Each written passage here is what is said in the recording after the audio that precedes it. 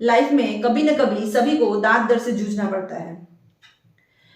कुछ ठंडा या गर्म खा लेने से या किसी इन्फेक्शन की वजह से दांत दर्द की प्रॉब्लम हो सकती है। इसके अलावा ओरल हाइजीन नहीं मेंटेन करने से भी टूथेक की प्रॉब्लम हो सकती है। कभी कभी ये दर्द इतना ज़्यादा सीवियर हो जाता है, इतना अनबियरेबल हो जाता है कि बोलने, खाने और पीने में भी प्रॉब्लम होती है। एंड कई बार तो दांत के दर्द की वजह से लोगों को सर दर्द और कान में दर्द की भी शिकायत होती है।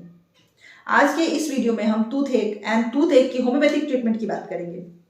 नमस्ते, मैं डॉक्टर रागिनी और आप देख रहे हैं आपका अपना हेल्थ चैनल द क्यूरोपैथ। अगर आप मुझे पहली बार देख रहे हैं तो फटाफट से जाके चैनल को सब्सक्राइब कर दें एंड साथ में लगे बेल आइकन को भी प्रेस कर दें सो दैट मैं जब भी कोई वीडियो लेकर आऊं आपको उसकी नोटिफिकेशन सबसे पहले पहुंच सके।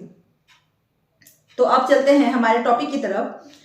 टूथेक जानते हैं, टूथेक के बारे में और उसके होम्योपैथिक ट्रीटमेंट के बारे में। टूथेक या डेंटल पेन मीन्स दांत या फिर गम्स के आसपास वाले हिस्से में दर्द। यह पेन किसी डेंटल डिजीज की वजह से हो सकता है या फिर किसी नॉन डेंटल डिजीज की वजह से रेफर्ड पेन भी हो सकता है। Now let's talk about causes of toothache.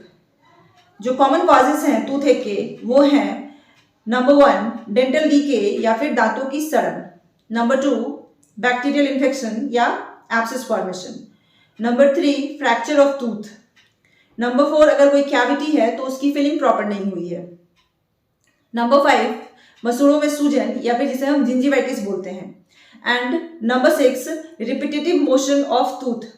Like अगर किसी को च्युइंगम चबाने की आदत है या छोटे बच्चों को क्लेंच करने या फिर टीथ ग्राइंडिंग की आदत होती है तो इसकी वजह से भी टूथेक हो सकता है। सिम्टम्स की बात करें तो टूथेक लगातार या रुक रुक कर हो सकता है। ये माइल्ड टू सीवियर पेन होता है। नंबर 2 बहुत लोगों को टूथेक के साथ headache and pain in year की भी प्रॉब्लम होती है। नंबर 3 टूथेक रात को ज़्यादा होता है एंड स्पेशली लेट टाइम ज़्यादा हो जाता है। Number 4 sensitivity to cold and hot means कुछ भी ठंडा या गर्म खाने के बाद दांतों का दर्द बढ़ जाता है। नंबर 5 ब्लीडिंग या फिर पस like discharge from around the tooth हो सकता है पेशेंट को। नंबर 6 सूजन होती है अराउंड द टूथ या फिर गम्स में भी सूजन हो सकती है। देन बैड ब्रेथ या फिर सांसों की बदबू। नंबर 8 कई बार टूथेक की वजह से पेशेंट को फीवर आ जाता है and glands and lymph nodes swollen हो जाते हैं। अगर कोई पेशेंट 2 दिन से ज्यादा समय तक toothache, swollen gum and fever से सफर कर रहा है तो उसे एक बार अपने डेंटिस्ट से जरूर कंसल्ट कर लेना चाहिए। सही समय पर इलाज नहीं कराने पे सिम्टम्स और खराब हो सकते हैं, स्पेशली जब पल्प इन्फेक्टेड हो। डेंटिस्ट आपके दांत की और मुंह की अच्छे से जांच करके आपका इलाज करेंगे। होम्योपैथिक ट्रीटमेंट की बात करूं तो homeopathic medicine toothache, dental anxiety and recurrent tendency of dental caries को ठीक करने में काफी यूजफुल हैं। आप इन्हें टूथेक के लिए फर्स्ट एड के रूप में भी यूज कर सकते हैं। अगर आप भी दांत में अचानक से उठने वाले इस दर्द से परेशान हैं या इस अनबेरेबल पेन से आप जूझ रहे हैं तो मैं आपको बताने वाली हूँ कुछ होम्योपैथिक मेडिसिन जिनके यूज से आप बहुत ही कम समय में और बहुत ही आसानी से दांत के दर्द से राहत पा सकते हैं। तो जो पहली मेडिसिन है वो है सिलिशिया। कई लोगों को दांत के रूट में या फिर गम्स में पस होने की वजह से दांत में तेज दर्द होता है एंड इस वजह से चीक्स में एंड गम्स में स्वेलिंग हो जाती है। मीन्स अगर इन्फेक्टेड टूथ की वजह से पेन हो, कुछ भी ठंडा खाने पे या पीने पे दर्द बढ़ जाए एंड कुछ भी गर्म खाने पे पेन में आराम हो तो वैसे केस में हम पेशेंट को साइलेसिया प्रिस्क्राइब करते हैं। स्टैफिसाइडिया एक बहुत अच्छी होम्योपैथिक मेडिसिन है जो कि सेंसिटिव टूथ के लिए यूज की जाती है। ज्यादातर लोगों को सेंसिटिविटी यानी कि झंझनाहट की समस्या रहती है। कुछ भी मीठा, ठंडा या गर्म खा लेने के बाद दांतों में तेज झंझनाहट महसूस होती है। साथ ही मसूड़ों से ब्लड आना एंड एक्सेसिव सलाइवेशन हो, ये सारे सिम्टम्स दिखे तो उनकी प्रॉब्लम से उन्हें छुटकारा दिलाने के लिए हम स्टैफिसाइडिया प्रिस्क्राइब करते हैं।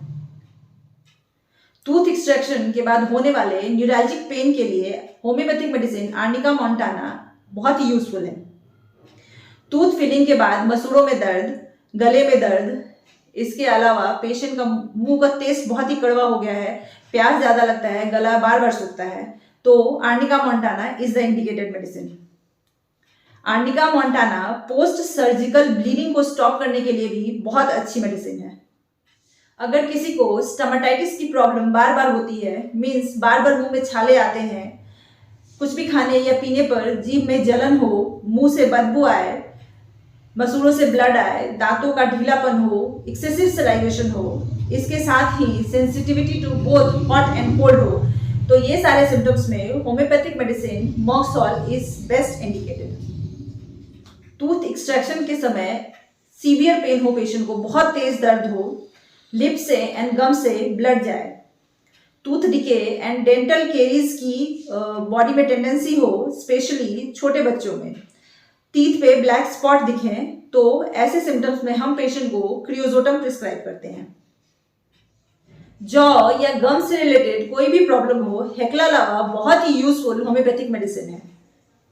जॉ में स्वेलिंग हो एंड उसकी वजह से टूथ एक हो, या मैक्सिलरी बोन का ओवरग्रोथ हो, या टूथ डिके की वजह से फेशियल नर्व्स में पेन हो, या टूथ एक्सट्रैक्शन के बाद दर्द या इन्फेक्शन हो, या छोटे बच्चों को डेंटिशनल प्रॉब्लम हो, कोई भी प्रॉब्लम के लिए बेस्ट प्रिस्क्राइब्ड होम्योपैथिक मेडिसिन है हेक्ला लावा।